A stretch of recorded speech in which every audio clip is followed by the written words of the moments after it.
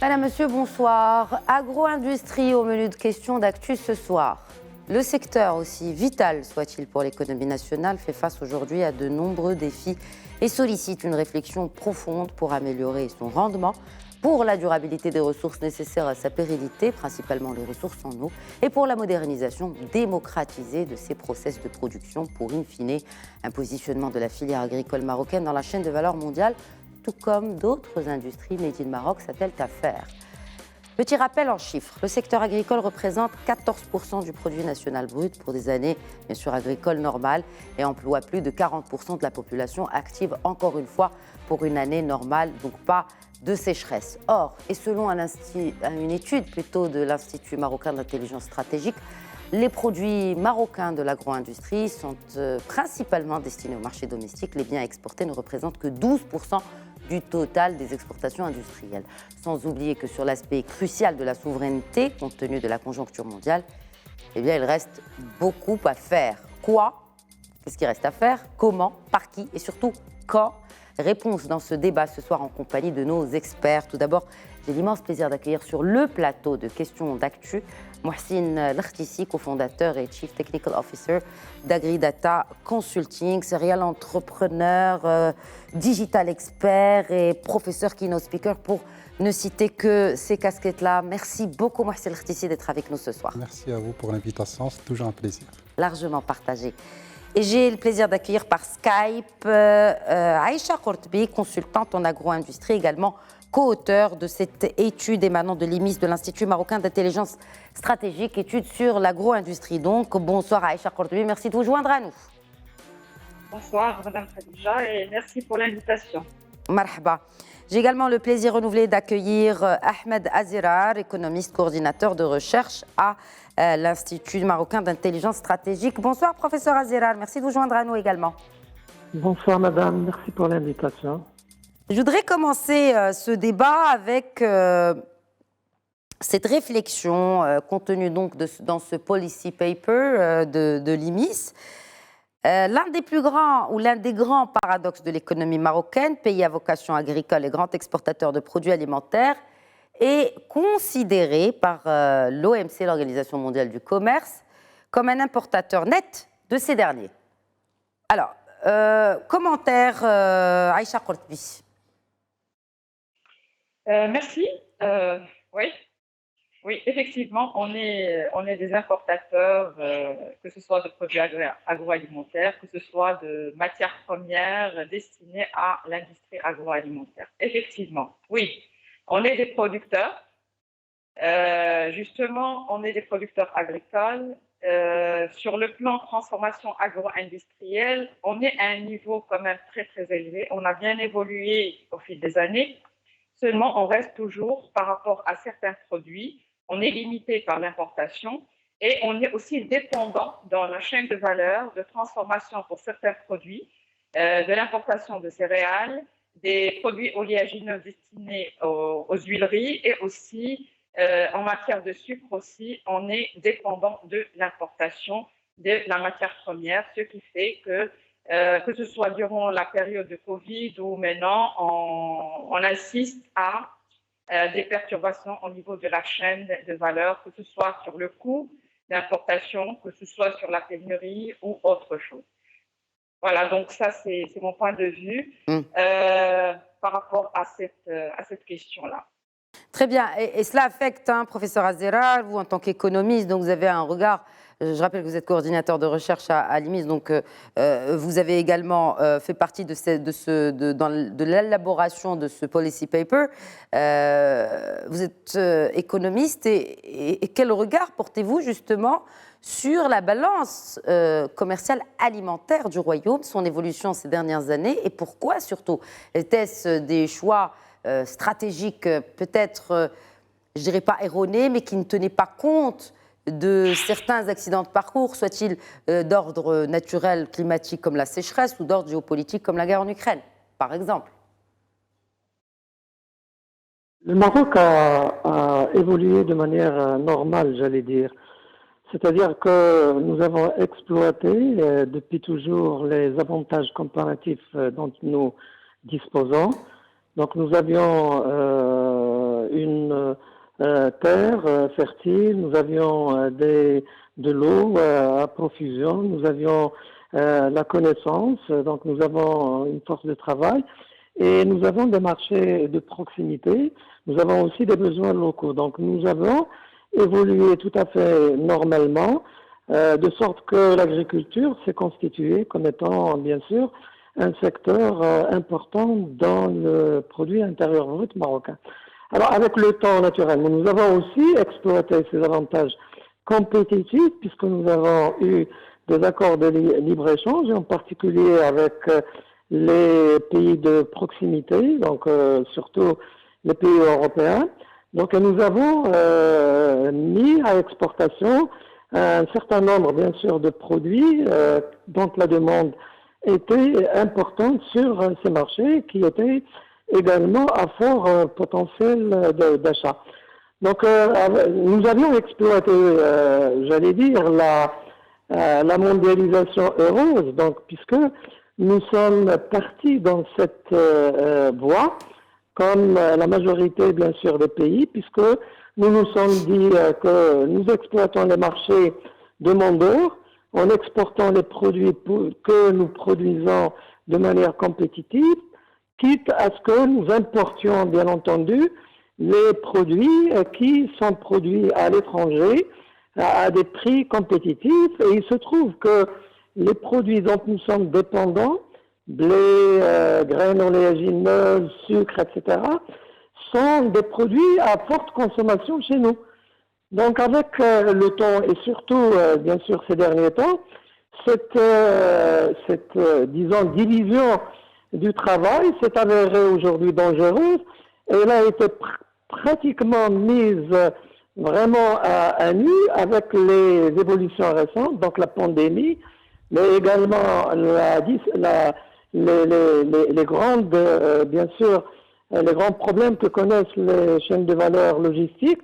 Donc, ce qui fait la sécurité, finalement, de notre consommation, l'indépendance, bien sûr, de notre pays à l'égard des importations, aussi bien pour notre consommation de tous les jours, mais également pour notre industrie, s'est avérée être prioritaire. Et donc, c'est l'orientation vers laquelle nous allons. Il faut dire, donc il faut être aussi honnête, cette évolution n'a pas été faite au Maroc simplement donc depuis 2019. Mais il y a eu déjà un contrat-programme qui a été signé avant, 2017, qui a renouvelé un contrat ancien, qui a orienté déjà l'industrie, qui a essayé d'orienter l'industrie, pratiquement, et également les incitations de l'État, vers un changement de paradigme pour, et bien entendu, continuer à développer l'exportation, mais aussi faire en sorte que les produits de grande consommation dont nous sommes dépendants puissent prendre une place plus importante. Donc voilà, nous sommes mais quand il s'agit de cela, professeur Azera, je vais poser aussi la question à Mohsin El-Khdissi, parce qu'il représente quelque peu les professionnels, parce qu'il écoute les professionnels, il a justement ce contact avec le terrain, tout comme d'ailleurs, j'imagine, Aïcha Kortbi. Mais quand on parle de ces choix-là, et quand vous dites qu'il faut plus s'orienter vers cela, après, ça reste aussi tributaire de la clémence du ciel, Ahmed Azera, et sur des choix aussi du Maroc de se positionner sur certains produits au détriment de d'autres ou en faveur d'autres. Oui, bien entendu. Je crois que tout le monde aujourd'hui est conscient de cet aspect des choses. C'est pourquoi, donc je vous disais, parce que nous sommes aujourd'hui à l'étape de renouveler le contrat programme entre l'État et les opérateurs donc de l'agro-industrie. Donc la réflexion est engagée à ce niveau. Donc tout le monde sait aujourd'hui qu'on doit mixer entre un ensemble d'éléments. Donc il y a des nouveautés aujourd'hui. Donc il y a ce stress hydrique qu'il va falloir traiter, aussi bien techniquement, mais également socialement et également par également des actions d'envergure que l'État devrait engager. Mais il y a également des aspects nouveaux Donc, le choix des spéculations sur lesquelles on doit s'orienter, la digitalisation, bien entendu, et la décarbonation sur laquelle nous devons nous orienter. Donc, il y a tout une Nous allons y venir. Là, on dresse le bilan et le diagnostic, professeur Azera. Nous allons venir à tout cela. Nous allons venir aussi à cette stratégie intégrée de traitement des effets de la crise et de relance du secteur. Là, vraiment, déjà, même si on connaît le diagnostic, mais c'est toujours plus intéressant d'avoir un diagnostic beaucoup plus fin de la part des professionnels. Mohsen Rdissi, vous, qu'est-ce que vous en dites? Qu'en disent les professionnels par rapport à ces choix-là, par rapport aujourd'hui à la réponse qu'on peut donner tant bien que mal aux défis qui se dressent devant l'agriculture, avant de parler de l'agro-industrie, mais devant l'agriculture marocaine? Alors, je crois que la problématique est assez complexe. C'est comme si on a une équation à multiples inconnus, variables.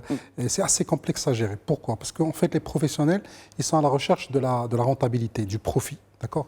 Et on n'obtient le profit qu'à travers certains produits, certaines spéculations, avec une certaine valeur ajoutée et avec toute une pratique, entre parenthèses, intensive.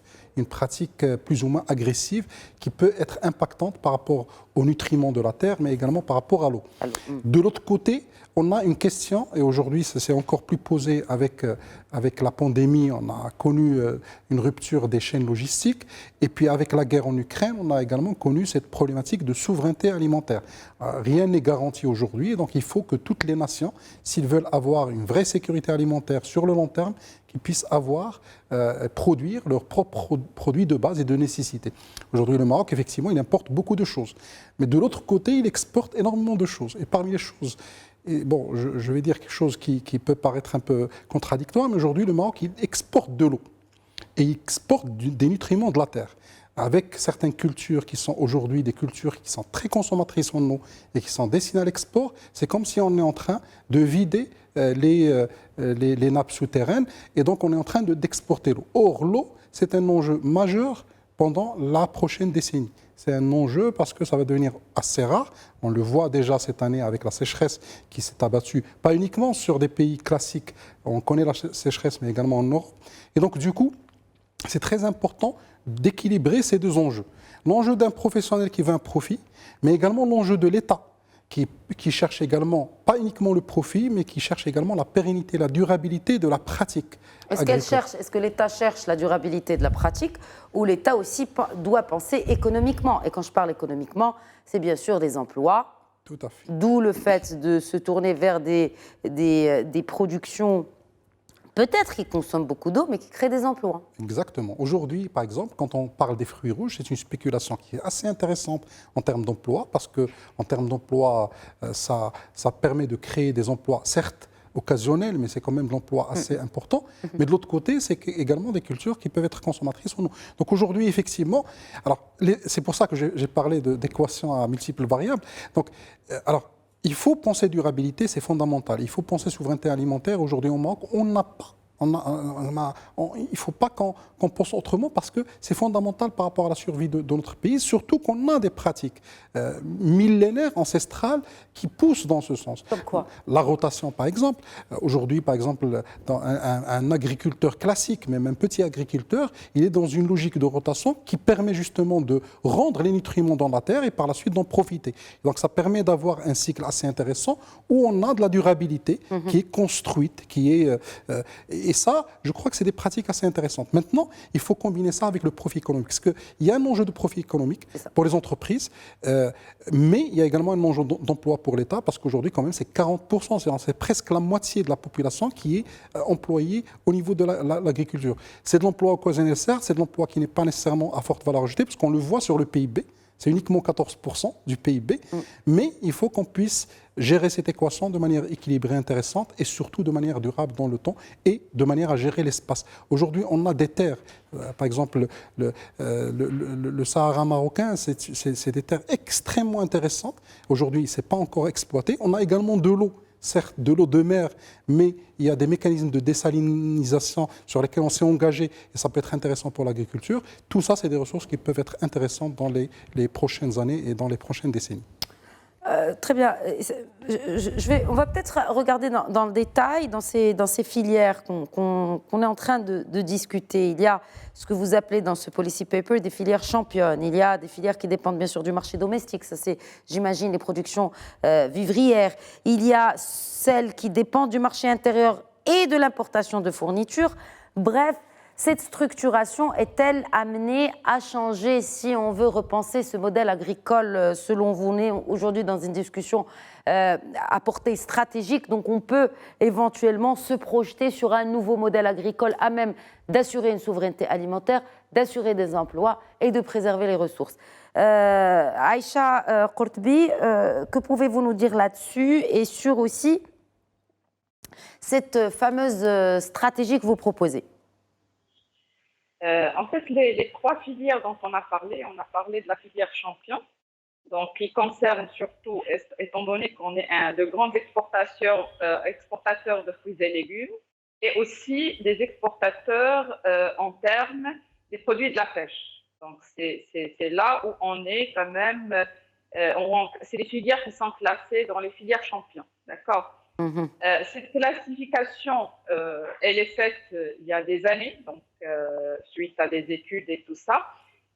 Pourquoi elle est classée de cette manière-là? Parce que on a partagé les trois filières dans le secteur de l'industrie agroalimentaire parce qu'ils sont différents. La première filière qui est champion, qui est l'exportation. La deuxième, comme vous avez dit, donc c'est surtout la partie donc où on est, donc c'est-à-dire la production nationale et tout. Et la troisième partie, donc en fait, c'est la partie qui concerne certains produits dont on dépend de l'importation de la matière première. D'accord? Et c'est là où il y a des perturbations au niveau de la chaîne de valeur. Et aujourd'hui, c'est vrai qu'il y a des réflexions. Donc, est-ce que, stratégiquement, est-ce qu'il faut qu'on s'oriente vers la production de ces matières qu'on importe? Monsieur Mohsin en a parlé, c'est des pas rentables, d'accord? Donc c'est pour cela dans l'agriculture, on ne s'oriente pas dans ces cultures-là parce que c'est des cultures qui sont pas rentables pour l'investisseur, d'accord? C'est la raison pour laquelle on va beaucoup plus vers des cultures à valeur ajoutée, des cultures qui sont plus intensives et qui sont à un revenu plus important, d'accord? C'est une question qui est un peu, c'est-à-dire, c'est difficile de prendre la décision, d'accord?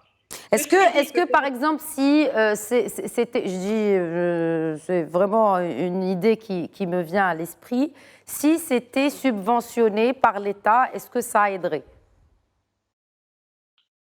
Même si c'est subventionné par l'État, parce que c'est des cultures qui ne sont pas, rentables, d'accord? Et c'est-à-dire c'est difficile de convaincre l'agriculteur pour investir dans ces cultures.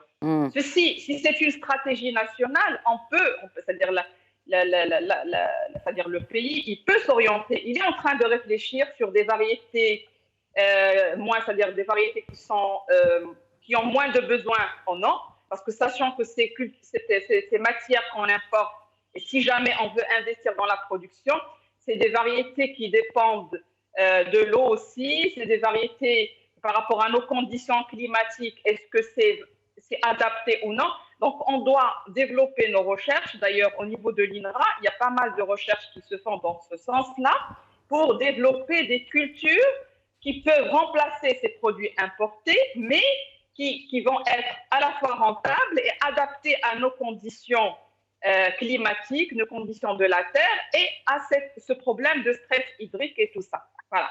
Donc ça, c'est primo. Donc c'est en fait des décisions qui sont un peu difficiles, mais c'est faisable. Il faut toujours voir qu'est-ce qu'il faut faire donc pour soit trouver parce qu'aujourd'hui on l'a vécu pendant le post-Covid et on le vit maintenant avec la crise de la guerre. Les prix de matières premières, ils ont doublé, ils ont triplé. Et ça se répercute sur le consommateur.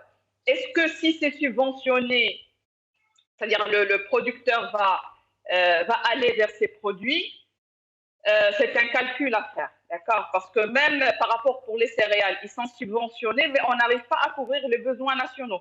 Oui, mais quand je parle de subvention, oui, je suis complètement d'accord avec vous. Mais quand je parle de subvention, je parle aussi parce que les céréales dépendent de la pluie. C'est un fait. Oui, tout à fait. Corrigez-moi si je me trompe. Tout à fait. Mais qu'en est-il des autres produits, notamment, à part, vous avez parlé des graines oléagineuses, pourquoi nous dépendons encore d'autres pays, sachant que ce n'est pas subventionné, hein, pas comme le blé et autres céréales? Oui, et sachant que pour votre information, on importe plus de 90% de matières premières pour la production de l'huile végétale. Absolument. Donc là, est-ce qu'il faudrait peut-être changer la culture aussi de notre consommateur pour qu'il s'oriente vers l'huile végétale et non pas l'huile d'olive que plutôt vers l'huile végétale. Alors justement, pour info, j'ai eu le représentant de la Comader et c'est malheureux parce que je n'ai réussi à avoir personne d'un professionnel de l'agro-industrie pour être sur ce plateau. Jusqu'à ce matin, on a essayé d'avoir quelqu'un pour représenter justement ces industriels de l'agroalimentaire, mais malheureusement, toutes nos requêtes sont restées vaines. Alors justement, Rachid Menali, président de la Comader, nous a informé, c'était déjà dans la presse il y a quelques jours, que s'il ne venait pas à pleuvoir, eh bien le prix de l'huile d'olive pouvait augmenter jusqu'à 20%. Donc même l'huile d'olive n'est pas épargnée à cause du manque de pluie. Donc même si on se tourne vers l'huile d'olive, on risque de se heurter à une hausse des prix. Ouais, surtout que cette année-là, on va assister, l'année dernière n'était pas aussi très bonne, mais cette année, elle est... on peut dire, bon, espérant qu'on aura de la pluie d'ici un mois, le temps de la récolte, on peut sauver quand même la situation. On peut sauver si Dieu le veut. Inch'Allah. C'est-à-dire, on a un mois devant nous, on peut sauver la production, d'accord? On peut. Mais là, je vous dis que c'est aussi une solution, d'accord? Parce qu'il y a des années où on a l'offre supérieure à la demande. Oui. D'accord? Il y a des années, on reste quand même, et surtout, il ne faut pas oublier que dans le plan Maroc vert, on a fait une extension d'olivier qui est assez importante, d'accord? Donc, c'est-à-dire que on ne doit pas laisser tomber quand même cette solution aussi. Donc, c'est-à-dire la solution aussi de changer la culture et les habitudes alimentaires aussi peuvent aussi être une solution. Là, je suis en train de parler de quelques solutions. C'est-à-dire, c'est des solutions qu'on doit creuser, qu'on doit tester, qu'on doit voir, qu'on doit... Mais il y a urgence. Ouais. Il y a urgence aujourd'hui à Aïcha Khartbi. Tout à fait, oui. Tout à Mohsin Khdissi, je voyais que Mohsin Khdissi avec moi sur le plateau, c'est ce qui... En fait, quand la personne est là, on arrive quand même à tâter ses réactions. Vous acquiesciez quand on parlait justement de produire localement, de subventions par rapport à ces productions, parce qu'on parle de souveraineté. Et aujourd'hui, plus que jamais, je pense que ce sujet, il a été posé sur la table par Sa Majesté il y a déjà un moment. Et maintenant, on est dedans. Il faut qu'on y aille et effectivement, il ne faut pas tarder. Aujourd'hui, alors la question de la subvention, moi, je me permets d'être un peu en désaccord avec Mme Aïcha Khartbi parce qu'aujourd'hui, d'ailleurs, il y a, je crois, hier ou avant-hier, il y a eu un circulaire du ministère de l'Agriculture qui parle en fait d'une subvention, alors de ne pas subventionner certains produits agricoles qui sont très consommateurs en eau, notamment les pastèques, l'avocatier et les nouvelles plantations d'agrumes. C'est-à-dire tout simplement toute la partie subvention qui concerne l'eau, l'irrigation, elle ne va pas concerner ces produits pour cette année. Ça, c'est intéressant. Alors, ça peut initier... C'est un minimum, mais ça peut initier une politique de subvention ciblée. Et moi, je trouve que ça peut être très intéressant dans le sens où, aujourd'hui, l'État a une stratégie pour le long terme. Alors que quand on parle d'un professionnel, il se dit, moi, alors, souvent, les terres, c'est des terres en location. Donc lui, à la rigueur, la durabilité n'est pas dans son agenda. Dans son agenda, il y a la rentabilité. Mais par contre, il y a un État derrière. Et c'est pour ça que la subvention peut être orientée, ciblée par rapport à ces activités-là. En parlant de blé, je crois que l'un des problèmes aujourd'hui au Maroc, ce n'est pas uniquement que le blé n'est pas rentable, mais on a un morcellement du foncier. Et généralement, ces cultures-là, principalement les cultures céréalières, elles nécessitent généralement des grandes superficies parce qu'on va mutualiser pas mal de... Alors, les agrégations. Alors, l'agrégation, justement pour les cultures oléagineuses, c'était quelque chose d'intéressant. Par contre, je crois que l'agrégation, on a vécu en fait, première phase. Là, il faut passer à une autre phase. Je crois qu'il y a des constats. On a vu qu'il y a des choses qui ont marché, des choses qui ont moins bien marché. Il faut qu'on puisse sortir une deuxième phase de l'agrégation où là, on va cibler justement ce genre de culture. Ce qu'a dit tout à l'heure Mme Isha par rapport à la culture, sur certains sujets, moi je suis tout à fait d'accord. Par exemple, le sucre. Aujourd'hui, on est de grands consommateurs de sucre. Quelle que soit la culture, la superficie cultivée de betteraves sucrières ou de canne à sucre, va toujours être importateur vu le niveau de consommation de sucre. En plus, c'est pas nécessairement bon pour la santé. Donc ça peut être intéressant dans certains cas, c'est vrai que c'est pas pour le court terme, ça peut être pour le moyen ou le long terme, d'aller vers le sens d'un changement de culture qui permettrait justement d'alléger le déficit qu'il y a entre les importations et l'exportation par rapport à ce sujet. Ça, vous parlez de l'agro-industrie qui est dépendante du sucre. Parce que c'est ce qui mange le plus de sucre, finalement, pour faire un mini jeu de mots. Mais c'est ce qui consomme le plus de sucre. Est-ce qu'il ne faudrait pas peut-être penser à taxer davantage ces produits-là ? Justement, moi je trouve que la subvention et la taxe, c'est des outils de l'État pour orienter la stratégie, notamment des investisseurs. C'est-à-dire, en fait, si on augmente la taxe sur certaines choses, je donne un exemple très simple. Aujourd'hui, par exemple, par rapport aux semences, par rapport aux intrants qui rentrent dans l'agriculture, il faut qu'on puisse plutôt encourager les intrants qui sont locaux. Parce qu'aujourd'hui, par exemple, au niveau des semences, on est fortement dépendant de l'international. On ne peut pas planter de la tomate parce que on a besoin de semences qui sont importées à partir d'un... Et donc, ces semenciers, c'est eux qui contrôlent d'une manière ou d'une autre, en plus bien sûr de la chaîne logistique, notre capacité à produire ou pas, ou à produire. Et donc, ça, c'est des éléments, je crois, sur lesquels on doit regagner notre souveraineté, tout en intégrant des éléments de taxation et de subvention qui sont subtils, qui sont sélectifs et qui sont ciblés et orientés pour pouvoir implémenter la stratégie de l'État. Et c'est des taxations comme ça qui peuvent changer les habitudes de consommation. Exact. Et qui sont aussi bénéfiques pour la santé des citoyens et des citoyennes. Alors, justement, on parle de tout cela. Et professeur Azzerar, j'ai envie de vous écouter ou d'écouter votre réaction sur le titre de cette étude quand même, alors qu'on parle de ces enjeux et de ces défis. Vous parlez du Maroc comme futur champion régional. J'aimerais bien qu'on m'explique cela. Avant que je vous réponde à cette question, je voulais réagir bien sûr à ces questions. Donc, quand on parlait de sécurité, intégration, durabilité, innovation, ce sont des choses aujourd'hui qui sont incrustées dans les esprits de tout le monde. Reste à les mettre en application. Donc vous avez raison de parler bien sûr de planning à faire, donc de stratégies à renouveler. Donc il y a le court terme, il y a le moyen et le long terme. Alors, la résilience, donc pour parler d'intégration, nous perdons énormément en valeur ajoutée quand nous n'arrivons pas encore à valoriser localement beaucoup de produits que nous avons sur place. Donc nous les exportons bruts. C'est déjà un gain énorme sur le plan économique global, sur le plan de l'emploi, sur le plan de l'industrialisation du pays, etc. Donc ce sont des éléments sur lesquels il faudrait agir tout de suite. Donc il y a des possibilités, surtout que nous avons les marchés demandeurs. Donc les études le montrent, nous avons énormément de manque à gagner, à exploiter sur le marché international à travers un certain nombre de produits conservés donc, que nous pouvons produire localement. Alors la durabilité, c'est quelque chose obligatoire aujourd'hui. Vous avez parlé de l'eau, vous avez parlé de tous ces éléments. Il y a aussi les terres. Donc nous sommes dans des monocultures en majorité des cas. Donc ce sont également... Nous sommes également dans c'est ce qu'a expliqué tout à l'heure Mohsen Khdissi, si je me permets de vous interrompre, professeur Azzerar, c'est que oui, le diagnostic est là. Est-ce qu'aujourd'hui, et comment aujourd'hui, on peut parler de Maroc comme futur champion régional?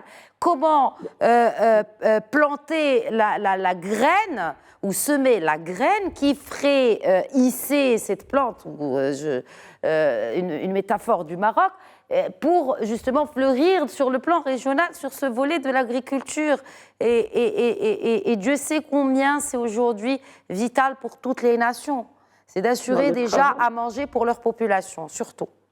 Alors le travail doit être fait dans ce sens. Donc nous avons tous les ingrédients pour être justement ce champion régional.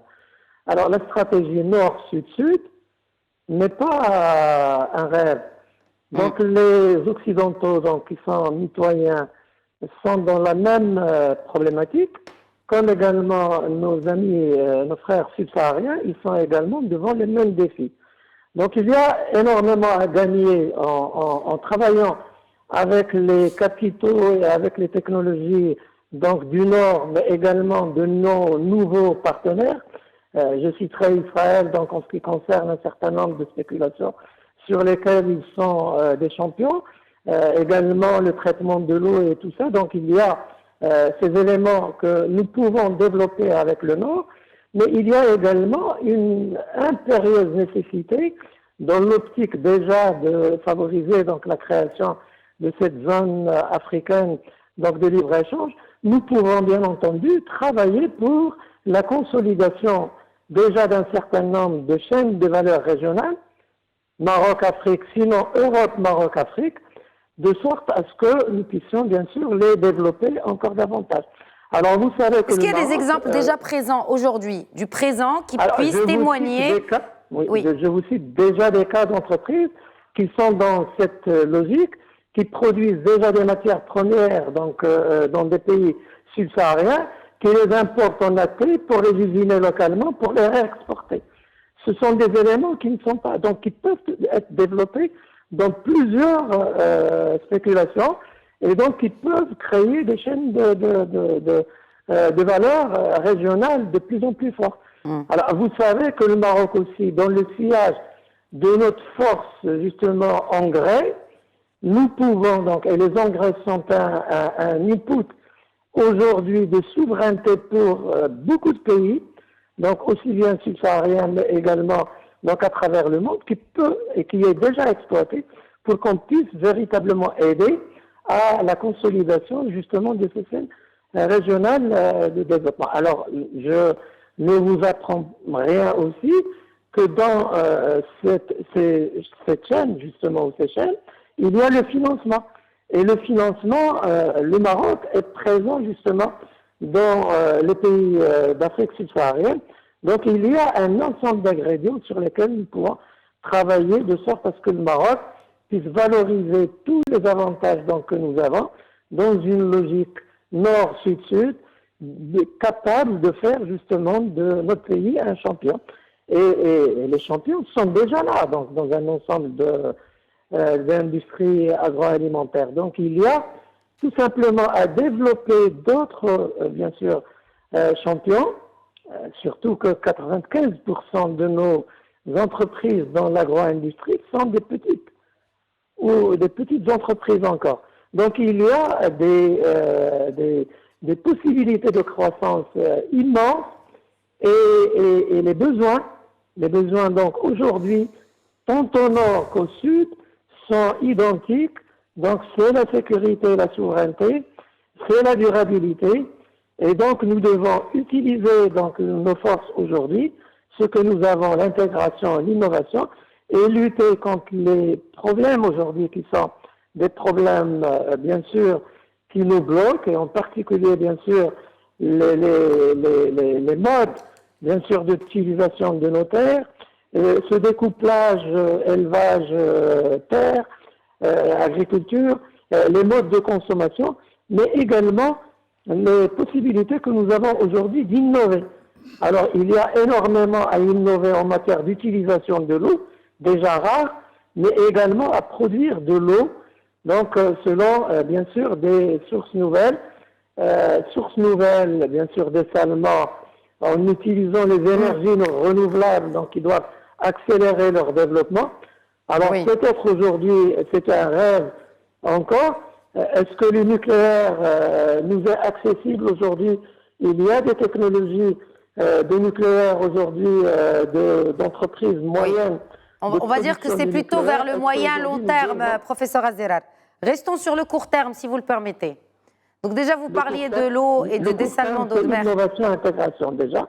Oui. Et les éléments de durabilité, parce que si nous voulons continuer à exister donc, et à tirer profit de l'eau rare, il faut bien entendu que nous puissions être résilients, que nous produisions de manière résiliente et que nous puissions également, pour continuer à exporter, répondre aussi à ces blocages qui sont faits dans les marchés internationaux qui demandent aujourd'hui, bien sûr, des produits décarbonisés. Oui. Alors, bon, avant de parler de décarbonation, il faut déjà arroser tout ça. Et vous avez parlé d'innovation. Alors, quand on parle d'agro-industrie, qui a accès à cette innovation? Je vais commencer par vous, Aïcha Kortbi. Et là, vous, déjà, dans la structuration, la structure des entreprises agroalimentaires, eh bien, les filières qu'on a appelées un peu plus tôt championnes sont généralement techniquement avancées et compétitives. Combien sont-elles? Que représentent-elles dans l'ensemble des agriculteurs marocains? Et aussi, quand on parle d'innovation, ça parle à qui? Ça concerne qui exactement? Ça concerne surtout, d'abord, l'ensemble des industries agroalimentaires, il regroupe pratiquement plus de 2000 industriels. D'accord. Sachant que ceux qui produisent les 55% de toute la production industrielle, ils sont représentés par les grands. D'accord. À ne pas oublier que dans le secteur de l'agro-industrie, on est sur la première transformation et la deuxième. Donc, ceux à faible valeur ajoutée et ceux à haute valeur ajoutée. D'accord. L'innovation, quand on parle d'innovation, c'est surtout pour ceux où on est à haute valeur ajoutée et dans la deuxième transformation. C'est-à-dire introduire de nouvelles technologies de transformation, d'accord, de nouveaux processus de transformation. Parce qu'aujourd'hui, au Maroc, qu'est-ce qu'on a comme industrie c'est surtout les jus, les conserves, d'accord? C'est ce qu'on exporte. Et on importe la matière première de ces jus. C'est bien de le rappeler aussi. Tout à fait. On importe la matière première du jus. C'est une aberration. On exporte des oranges et on importe du concentré d'orange pour fabriquer des jus. Et c'est malheureux. Il y a des années, on produisait la pulpe d'orange. D'accord. Aujourd'hui, on le produit pas. De la matière première. Si un industriel de jus, il veut acheter, même les écarts de triage de le producteur, ça va lui coûter très très cher la production. Donc, il préfère importer la pulpe d'un autre pays déjà prête que de la produire chez lui. D'accord. Donc, c'est ça la problématique à ce niveau-là. Donc, et c'est pour cela, tout à l'heure, j'ai parlé de l'introduction de nouvelles variétés. Parce que les variétés qu'on utilise, est-ce que c'est des variétés qui sont destinées à l'industrie agroalimentaire? Je vais vous donner l'exemple aussi des produits séchés. D'accord. Si vous prenez l'abricot séché, la variété séchée en Turquie, ce n'est pas celle qu'on sèche ici au Maroc. D'accord. On a des variétés différentes. Ces variétés, eux, ils ont des variétés qui supportent le séchage. Nous, on a des variétés qui sont sensibles. Donc, il faut se dire que dans le secteur de l'industrie agroalimentaire, on doit commencer à réfléchir. Bon, c'est des réflexions qui se font déjà, ça fait des années. Réfléchir à quelle matière première utiliser, quelle variété utiliser. Comme ce qu'on fait pour les raisins. On a les raisins de cuve destinés à l'industrie et on a des raisins qui sont destinés à la consommation. Des variétés qui sont destinées à la consommation. Donc, il faut aussi penser par rapport au jus d'orange, par rapport à d'autres, à penser à des variétés qui sont destinées et dont le coût de production chez l'agriculteur ne va pas être élevé pour que ça puisse être supporté par l'industriel. Parce que n'oubliez pas que l'industriel, il a aussi des charges tout au long de l'industrie. D'accord? Donc, c'est un calcul de rentabilité. D'accord? Tout à l'heure, M. Moussi en a parlé. Donc, parce que l'industriel, il regarde la rentabilité. Si moi, j'achète la matière première, j'importe de l'Égypte, elle va me coûter, sachant que c'est les pays qui sont compétitifs, il y a l'Égypte, il y a l'Espagne. C'est nos concurrents directs. Voilà. C'est nos concurrents directs et même la Turquie aussi. D'accord. Donc, il faut qu'on soit compétitif par rapport. Donc, pour être compétitif, il faut produire des variétés qui sont moins coûteuses et qui peuvent être supportées pour que l'industriel soit rentable. Ça, c'est primo. Aussi, il faut penser à de nouvelles technologies, d'accord, c'est-à-dire qui vont, bien sûr, dans cet aspect, maintenant, bien sûr, quand on dit technologie, il ne faut pas oublier l'aspect aussi développement durable et tout ça maintenant. Maintenant, quand on parle process industriel, on doit intégrer ça. C'est-à-dire qu'il ne faut pas qu'il y ait beaucoup de consommation d'énergie, il faut qu'on soit aussi dans cette approche-là. Pas juste investir pour investir. Pour répondre aussi aux exigences. Mais là, on parle encore de grands producteurs. Voilà. Très bien. Juste, peut-être, Mohsen Rdissi, quelles sont les solutions qui existent déjà sur le marché? Comment démocratiser l'accès? Parce que c'est une question d'accès, pas d'utilisation. Il suffit parce que quand on dit accès, ça peut être financier, mais ça peut être aussi l'utilisation même. C'est-à-dire comment l'utiliser. Comment, selon vous, en tant que professionnel, et vous êtes en contact direct avec les professionnels et les producteurs, comment démocratiser l'accès à la technologie, à l'innovation? Alors, je crois qu'il y a bon, je vais parler un peu long terme, mais je vais revenir par la suite au court terme. Il y a des basiques, des fondamentaux qui aujourd'hui n'existent pas encore au Maroc. Alors, le premier, c'est l'inclusion numérique. L'accès déjà à la collectivité partout de manière cohérente et l'accès bien entendu à de la technologie de base, je parle des devices, des équipements qui permettraient justement d'accéder à des applications, à de l'intelligence, à de la data et ainsi de suite. Et un deuxième élément qui est bien entendu lié à l'analphabétisme, au taux d'analphabétisme, ça c'est des basiques. Maintenant, il y a d'autres éléments qui doivent être rajoutés, parmi lesquels la partie subvention. Aujourd'hui, la technologie n'est pas subventionnée. La technologie, je parle de la technologie digitale, des technologies IoT par exemple, des technologies drones. Aujourd'hui, sur tous les éléments subventionnés, ces éléments-là ne rentrent pas. Et ça, c'est important parce que finalement, le petit agriculteur, il n'est pas, en tout cas à court terme, il n'a pas la capacité d'aller vers la technologie de manière naturelle. Donc il faut le pousser vers la technologie. Bien sûr, il y a une contrepartie qui peut être intéressante, c'est que l'État va disposer, l'État, mais également les agro-industriels, les agro-fournisseurs, ils vont disposer de la data qui peut être intéressante. Ce qui est également intéressant par rapport à la discussion de tout à l'heure, c'est qu'aujourd'hui, il faut se le dire, la technologie n'est pas accessible à tout le monde, elle est accessible principalement aux grands agriculteurs. Les petits agriculteurs, ils sont un peu à la traîne. Ils sont à la traîne pour ces raisons, entre parenthèses, pour ces fondamentaux dont je viens de parler, mais ils sont à la traîne parce que on n'a pas de politique volontariste par rapport à ce sujet-là. Moi, je vais dire une chose, parce que souvent, par rapport aux politiques, c'est intéressant, on va toujours dire qu'on a effectivement des plans, des stratégies sectorielles, c'est intéressant.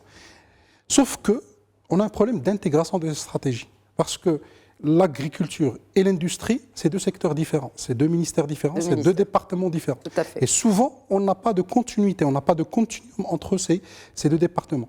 De l'autre côté, quand on parle également à l'intérieur même de l'agriculture, de la chaîne de valeur, on a plusieurs acteurs. Et souvent, entre ces acteurs, ça ne parle pas tout le temps. Et donc, on se retrouve... Alors, l'exemple que vous avez donné, c'est en fait, des fois, on est obligé d'importer de la matière première pour un agro-industriel, tout simplement parce qu'on n'a pas développé toute la filière. On n'a pas pensé chaîne de valeur et écosystème. Tout à fait. Et en fait, le fait de penser chaîne de valeur, ça doit impliquer beaucoup de monde. Ce n'est pas uniquement l'agriculteur en tant que producteur, mais c'est également toute la chaîne. La chaîne intègre des industriels en amont, des industriels en aval, et intègre des transformateurs, des stations de conditionnement, beaucoup de monde. Et tout ce beau monde, il doit se parler. J'ai dit à un moment donné dans une conférence avec le ministère de l'Agriculture, on fait beaucoup de choses, sauf qu'on ne fait pas les choses suffisamment vite. Et ça, malheureusement, même des pays d'Afrique subsaharienne sont beaucoup plus agiles que nous. On ne va pas jusqu'au bout et on ne le fait pas ensemble. On ne travaille pas ensemble. On a souvent ce cloisonnement et ce cloisonnement nous coûte très cher. Aujourd'hui, l'intégration, pour moi, est le maître mot si on veut vraiment développer le secteur, aussi bien sur le volet technologique, parce qu'il y a un volet technologique, mais également sur toute la chaîne de valeur pour vraiment capter la valeur au Maroc et pour pouvoir l'exporter et devenir un modèle. Mais encore une fois, quand on parle de cette innovation ici, les personnes qui vont l'utiliser, quand vous dites qu'il faut des subventions, ce n'est pas que financier. Ce n'est pas que financier. Alors justement, pourquoi... Pour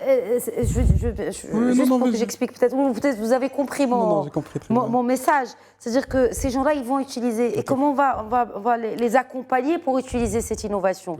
Et quelque chose qui soit accessible aussi à ces gens-là, analphabètes pour la plupart. Tout à fait. Mais ils savent utiliser des smartphones. Oui. En fait, aujourd'hui, moi j'ai pas de doute qu'un agriculteur, il est tellement intelligent que s'il trouve de la valeur ajoutée, simplifiée, dans la technologie, il va l'adopter. Maintenant, ce qu'il y a à noter, c'est que des fois, ça nécessite, comme j'ai dit, de l'inclusion numérique. Il y a également l'inclusion financière qui est importante dans le monde rural, qui est fondamentale. Il y a certains éléments de développement rural, mais il faut juste noter qu'aujourd'hui, il y a les fils d'agriculteurs, il y a les nouveaux entrants dans l'agriculture, donc il y a des acteurs qui sont à même d'adopter la technologie. Il faut juste qu'on puisse développer des solutions qui sont vraiment adaptées à notre contexte. Ça, c'est également important. Aujourd'hui, souvent, les acteurs de la technologie, c'est des acteurs qui cherchent la facilité à importer quelque chose qui existe déjà.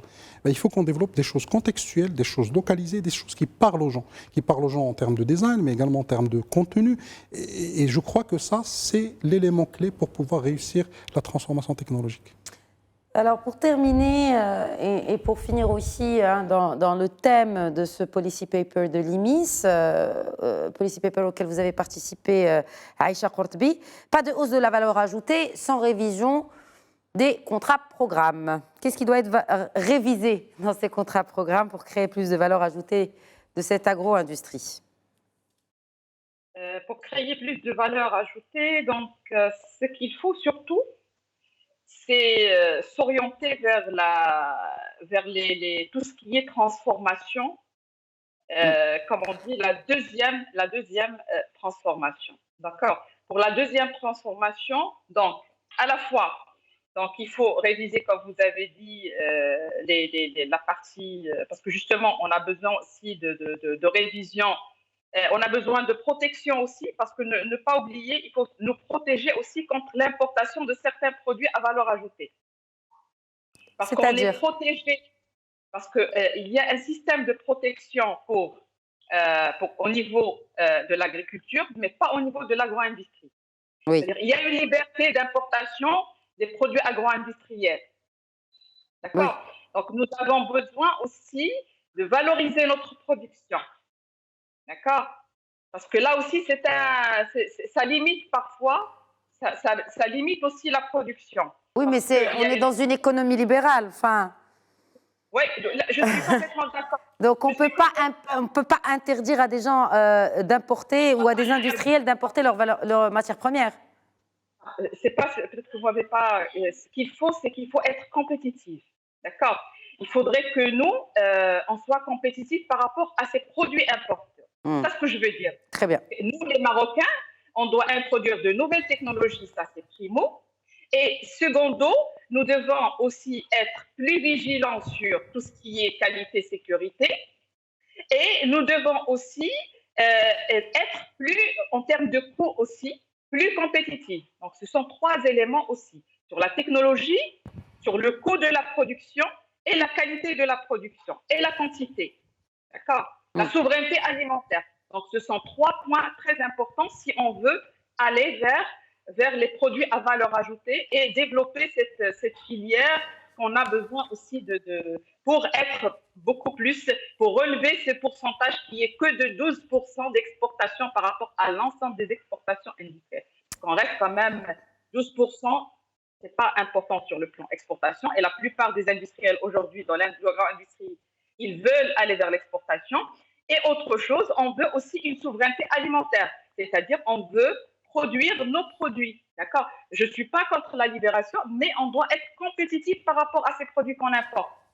Tout à fait. En termes de qualité, quantité, en termes de sécurité alimentaire, en termes de technologie. Je peux vous donner plein d'exemples. Je vous ai donné tout à l'heure l'exemple de l'abricot. Eh ben, il y en a beaucoup, hein. L'abricot séché, il y en a beaucoup. D'accord, il y a beaucoup de produits où on doit être compétitif, c'est-à-dire introduire de nouvelles technologies et être moins coûteux et présenter une qualité aussi compétitive. Voilà. Absolument, pour aspirer à devenir le champion régional en agro-industrie comme apporté ce policy paper de l'IMIS. Merci beaucoup Aïcha Kortbi, merci d'avoir répondu à nos questions. Merci à vous, madame. Merci. Merci, professeur Azera. Toujours un plaisir de vous avoir parmi nous. Alors, je voulais rajouter des choses, donc vous n'avez pas le temps. Merci. Hein. Malheureusement, le temps de l'émission a été écoulé. Merci. Très bien. Merci. Merci, Mohsin El-Khdissi. Merci à toi. Merci beaucoup. Merci à vous de nous avoir suivis. Très bonne soirée à toutes et à tous.